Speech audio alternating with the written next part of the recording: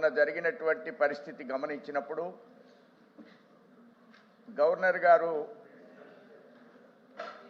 ఈవేళ గవర్నర్ స్థానంలో ఉన్నారు వారు, కానీ ఒకప్పుడు ఆయన ప్రముఖ సుప్రీంకోర్టు అడ్వకేట్, ఆయన ఎన్నో అద్భుతమైనటువంటి న్యాయమూర్తి, అయినా అద్భుతమైనటువంటి తీర్పులు ఇచ్చినటువంటి పెద్దల వారు.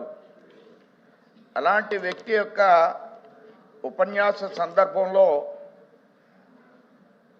వారిని మాజీ ముఖ్యమంత్రి గారి యొక్క నాయకత్వంలో వారిని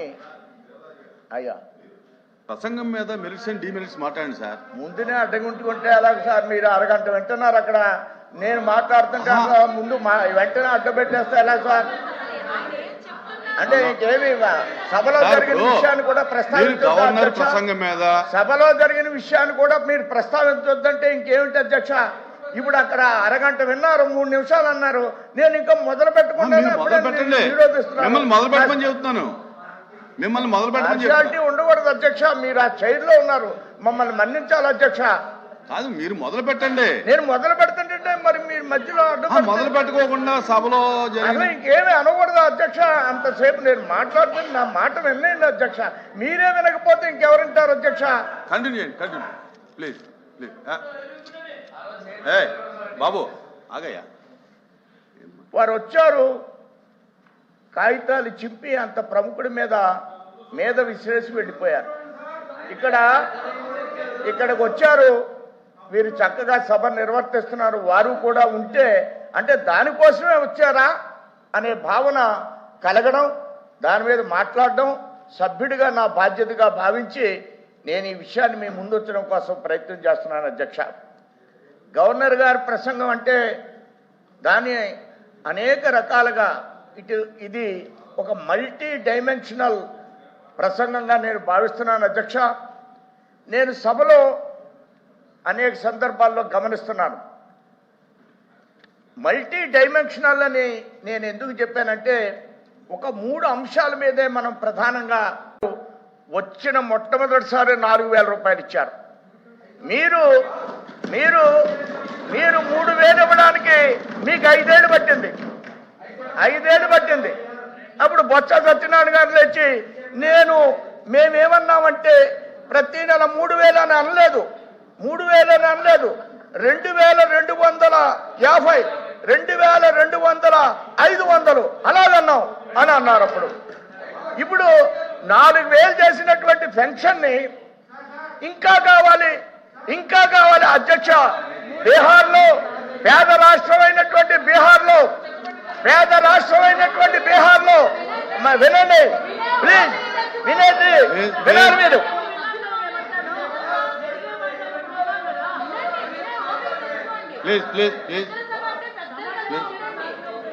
అధ్యక్ష ప్లీజ్ ఎల్ఓపి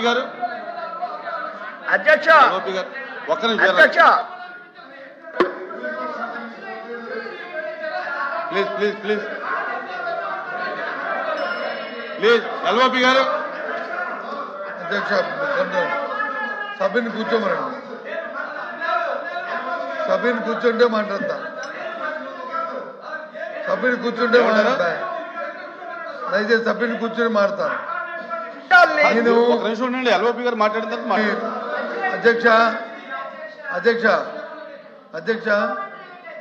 గవర్నర్ గారి తాలూకా ప్రసంగం మీద ధన్యవాద తీర్మానంలో సభ్యులు వారి అభిప్రాయాలు చెప్పచ్చు. వారు గౌరవ సభ్యుడు మాట్లాడినప్పుడు నా పేరుని మెన్షన్ చేసి ఈ ప్రసంగంలో నేను నిన్న కానీ ఇవాళ కానీ ఎక్కడ నేను మాట్లాడకను పోదాం. ఏదో 2,000 కాదు, 2,500, 3,500 అని ఎగతాళిగా ఆయన ఏదో ప్రత్యేకించి మేము ఏదో మాట్లాడుతున్నట్టుగా మాట్లాడడం సభ్యుల తాలూకా ముందు దాన్ని నిర్ధారణ చేసుకోవాలి. ఎందుకంటే ఒక బాధ్యత వ్యక్తిగా, ఒక బాధ్యత సభ్యుడిగా దయచేసి బాధ్యత సభ్యుడిగా మా బాధ్యతని గుర్తెరిగి ఏదైనా సమస్య వచ్చినప్పుడు ఇది సమస్య ఇది కాదు అని చెప్పాము. ఇప్పుడు చెప్పాము 4,000 పెన్షన్ ఇచ్చారు, మేము 3,000 ఇచ్చాము, చాలా సంతోషం అని చెప్పాను. 3,000 రూపాయల పెన్షన్ మీరు ఇచ్చారు, మేము ఇచ్చాము, మీరు 4,000 ఇచ్చారు, చాలా సంతోషం అని చెప్పాం. ఇందాక వచ్చినప్పుడు 4,000 కోట్ల రూపాయల బకాయిలు ఉన్నాయంటే అది కాదు, వాస్తవ విరుద్ధం, అది వాస్తవం కాదు, నేను కూడా ఎగ్జిక్యూటివ్ చేశాను అనే అంశం చెప్పాను. కానీ ఇప్పుడు ఆయన దాన్ని ఎత్తుకుంటూ సందర్భంలో నా పేరుని మాట్లాడమని దయచేసి కాదు, ఆ రికార్డులను తొలగించండి, సబ్మిట్ మాట్లాడమని మేము మాట్లాడతాం. కానీ సోమవీర్రాజు గారు ఇది జూనియర్ సభ్యుడు కాదు, ఆయన సీనియర్ ఇంతకుముందు కూడా సభలో ఉన్నాడు. కాబట్టి సభా గౌరవాన్ని, మన పెద్దలతో గౌరవాన్ని పాటిస్తూ మీ ఇష్టం, మీ అర్థాన్ని ఏదైనా మాట్లాడచ్చు. కానీ హౌస్లో ఉన్న సభ్యులను వచ్చి వేరే చూపెట్టి మాట్లాడడం మాత్రం సమంజసం కాదనేది నా అభిప్రాయంగా చెప్తాను. అధ్యక్ష ఇప్పుడు గౌరవ సభ్యులు మాట్లాడారు, 15-20 నిమిషాలు మాట్లాడారు వైకాపా పార్టీకి సంబంధించిన వారు. మేము ఎక్కడ అబ్జెక్ట్ చేయలేదు, ఏమనలేదు. సోమవీర్రాజు గారు ఇప్పుడే మాటతో మొదలు పెడితే దాన్ని తప్పబడితే ఎట్లా అధ్యక్ష? ఆయన ఏమన్నారు, 2,000 రూపాయల పెన్షన్ని 3,000 చేసేదానికి మీకు 5 సంవత్సరాలు పట్టింది, 3,000 రూపాయల పెన్షన్ని 4,000 చేసేదానికి మేము అధికారంలోకి వచ్చిన తొలి నెలలోనే చేసాం, అది కూడా బ్యాక్లాగ్ కూడా ఇచ్చామని చెప్పారు. దానికి బొత్స గారు ఎందుకు ఫీల్ అయ్యారు? బొత్స గారే అన్నారు ఇట్లా 2,000 రూపాయలని 2,250 రూపాయలు, దాంతో 2,500 రూపాయలని ఆయన అన్నారు. ఆయన కించపరిచే విధంగా ఎక్కడా సోమవీర్రాజు గారు మాట్లాడలేదు. In fact is one of the senior member of the house. Somu Veerraju గారు one of the senior politician, senior member of the house. అధ్యక్ష రూల్స్ అని బాగా తెలుసు, దయచేసి అని చెప్పింది క్షుణ్ణంగా వినండి. మీరు మాట్లాడినప్పుడు మేము అబ్జెక్ట్ చేయలేదు, మేము అందరూ విన్నాము, రాసుకున్నాం. మా నిమ్మల రామారెడ్డి గారు రెస్పాండ్ అవుతారు. దయచేసి సోమవీర్రాజు గారికి అవకాశం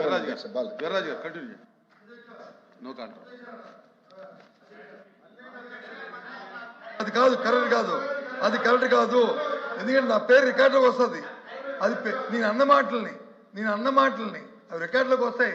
మీకు అక్కర్లేదు రికార్డులు ఉన్నాయి, ఏమున్నాయి పర్వాలేదు. కానీ మాకు మాత్రం ఓ సభ్యత, ఓ సంస్కారం ఉన్నది కాబట్టి చెప్తున్నాం. మాకున్నది కాబట్టి చెప్తాం. నేను రికార్డుల్లో దయచేసి అన్న మాటని నేను అన్నాను, ఏమన్నాను, ఏమడిగాను ఆ రోజు దయచేసి కూర్చొని పర్వాలేదు. 3,000 రూపాయలని మా ప్రభుత్వం 3,000 రూపాయలు ఇచ్చాము, మీ ప్రభుత్వంలో 4,000 రూపాయలు ఇచ్చారు, సంతోషం. దాంట్లో ఏమీ ఇబ్బంది లేదని చెప్పారు. నేను తీసుకోండి, రికార్డ్ చూసుకోండి. అంతేగాని 5,000 500 ఇచ్చాము, 10 ఇచ్చాము, 50 ఇచ్చాము, అందరూ పేరెత్తకూడదు. అందరూ సభ్యుడి మాట్లాడి ఇంకో సభ్యుడి ఎత్తడం అనేది సభా సాంప్రదాయం కాదు. రూలింగ్ ఇవ్వాలి, మీ రూలింగ్ ఇవ్వండి, తమ రూలింగ్ ఇవ్వాలి. ఒక సభ్యుడు మాట్లాడినప్పుడు ఇంకో సభ్యుడి తాలూకుని వేరే చూపెట్టి మాట్లాడడం అనేది సమంజసం కాదు. అది పెద్దల తాలూకు ధర్మం కాదు.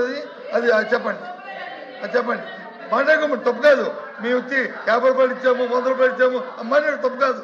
కానీ మొత్తాలు ఇచ్చారు కానీ చెప్పారన్న తప్పు. నేను అంటుంది అదే అబ్జెక్షన్ తప్ప నా అబ్జెక్షన్ లేదు. మీ ఇష్టం మాట్లాడుకోవచ్చు. ఇందాక మా ఎడ్యుకేషన్ మినిస్టర్ గారు చెప్పినట్టు 50 రూపాయలు ఇచ్చాం, 100 రూపాయలు ఇచ్చాం, 1000 రూపాయలు ఇచ్చాం చెప్పుకోండి, తప్పు కాదు. కానీ నా పేరు ఎత్తడం తప్పు. అధ్యక్ష ముందు రూలింగ్ ఇవ్వండి, దయచేసి ఇవ్వాలి, ఆ రూలింగ్ ఇవ్వాలి. అదే అడిగి నా అధ్యక్ష, అది నా పేరు ఎత్తకూడదు. మేడం ప్లీజ్ మీరు రూలింగ్ ఇవ్వాలి. ఇన్ ఫ్యూచర్ లో కూడా సభ్యులు మాట్లాడినప్పుడు ఇంకో సభ్యుడి గురించి పేరెత్తినప్పుడు దానికి సంబంధం ఉండాలి. అది మళ్ళీ వాకౌట్ చేసేటట్టున్నారు. సో వాకౌట్ చేసే ముందర విషయం అధ్యక్ష, ఆయన ఫీ రింబర్స్మెంట్ గురించి మళ్ళీ మాట్లాడారు కనుక I want bring that subject. It is on record. రికార్డులని మేము సబ్మిట్ చేస్తున్నాం. లేదు తప్పు కాదంటే ప్రివిలేజ్ కమిటీ ఉంది, అక్కడ తీసుకోండి, నో ఇష్యూ. సార్ ఏమన్నారు, ఎవరి వైపు చూపించలేదు. ఆయన కాగితం పట్టుకుని ఆయన చదువుతున్నారు. ఆయన నీట్గా చెప్పారు, 1,000 రూపాయల పెన్షన్ మీరు పెంచేదానికి 5 సంవత్సరాలు పట్టింది. మొదటి సంవత్సరం 250 రూపాయలు, 2వ సంవత్సరం 250 రూపాయలు మేము అధికారంలోకి వచ్చిన తొలి సంతకంలో చేశాము. 1000 రూపాయలు పెంచామని సోమవీర్రాజు గారు చాలా స్పష్టంగా చెప్పారు. ఇప్పుడు అవకాశం ఇవ్వండి, మాట్లాడినాయండి. ఇప్పుడు వాళ్ళ సభ్యులేమో సత్యదూరం మాటలని అన్నారు, అబద్ధం అన్నారు. ఇన్ఫాక్ట్ గవర్నర్ స్పీచ్ అబద్ధం అన్నారు. అలాంటి మాటలు మాడకూడదు. హౌస్ రూల్స్ సత్యదూరం అనాలి. మేము అబ్జెక్ట్ చేయలేదు. ఓకే, రైతుల్ని మీరు పట్టించుకోలేదు అన్నారు. ఇప్పుడు మామిడి రైతులకి ఎవరు ఎంత ఇచ్చారో మాకు తెలుసు. ఎవరు ట్రాక్టర్ తీసుకొచ్చి కరెక్ట్ కార్ వచ్చేటప్పుడు సినిమా లాగా అట్లా పంటేసి కార్ ఎక్కించింది ఎవరు చేశారో ప్రజలందరూ చూశారు. డ్రోన్ ఫుటేజ్ ఉంది, మేము అబ్జెక్ట్ చేయలేదు. వాళ్ళు చెప్పాల్సింది చెప్పారు. రామానాయుడు గారు మాకు రెస్పాన్స్ ఇస్తారు. మేము చాలా క్లియర్ గా ఉన్నాం. దయచేసి సోమవీర్రాజు గారు మాట్లాడాల్సిన అవకాశం ఇవ్వాలని మిమ్మల్ని కోరుతున్నా అధ్యక్ష. ఇంకా దీనికన్నా ఎక్కువ సాగరిస్తే బాగుంటుంది అధ్యక్ష.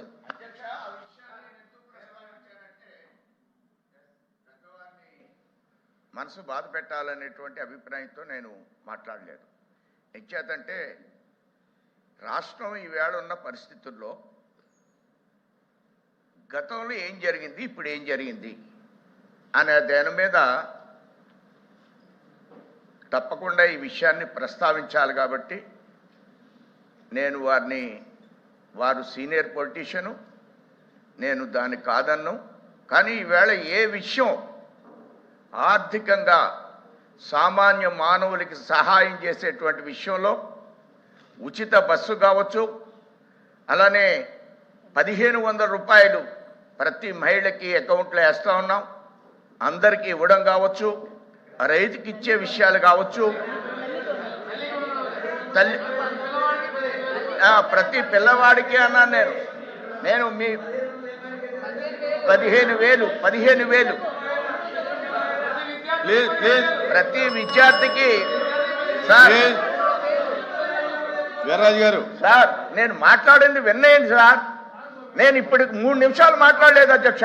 మాట్లాడండి. నాకు స్పెషల్ మెన్షన్ కూడా నన్ను పర్మిషన్ ఇవ్వలేదు, నాకు పిలవలేదు. ఇది కూడా మాట్లాడనివ్వకపోతే ఎలా సార్ అధ్యక్ష? మాట్లాడనివ్వకపోతే ఎట్లా అండి? వినకపోతే నేను చెప్పే విషయాన్ని ఎవరిని కష్టపెట్టడానికి కాదు. ఆర్థిక పరిస్థితులు దిగ్బంధంగా ఉన్న పరిస్థితుల్లో ఈవేళ ముఖ్యమంత్రి గారు ఎన్ని సందర్భాల్లో ఢిల్లీ తిరిగి ఎన్ని కార్యక్రమాల అవగాహనతో కేంద్రంలో ఉన్నటువంటి అంశాలని సాధన చేసుకుని